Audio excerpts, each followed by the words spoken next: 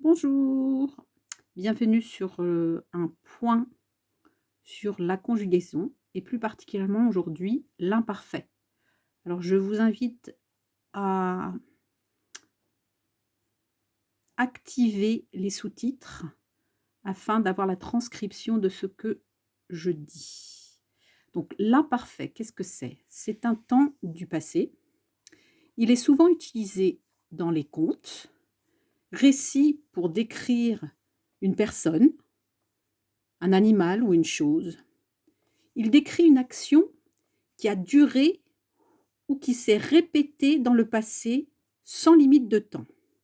Alors, exemple de phrase: «Dans mon enfance, je lisais partout où je me trouvais». Alors, pour illustrer le temps de l'imparfait, je vais vous lire un petit extrait, d'un livre qui s'appelle «Ensemble, c'est tout», le premier chapitre de Anna Galvada.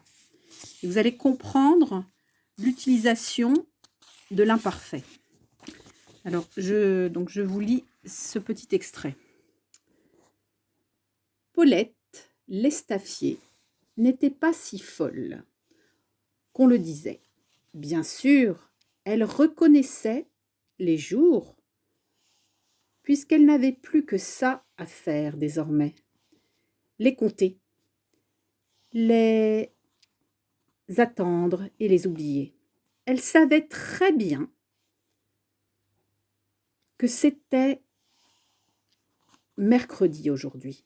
D'ailleurs, elle était prête. Elle avait mis son manteau, pris son panier et réuni ses coupons de réduction. Elle avait même entendu la voiture de la Yvonne au loin. Mais voilà, son chat était devant la porte.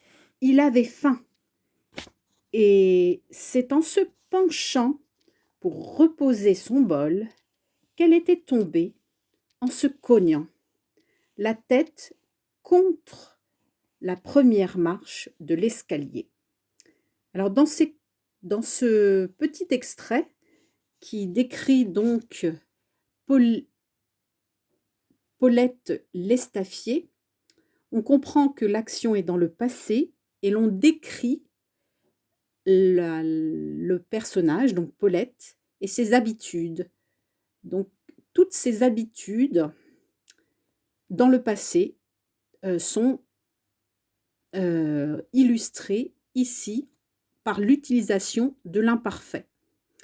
Alors un autre conseil, si vous voulez parfaire votre connaissance sur l'imparfait, vous pouvez aussi lire des livres historiques, par exemple, et donc vous aurez l'utilisation de l'imparfait.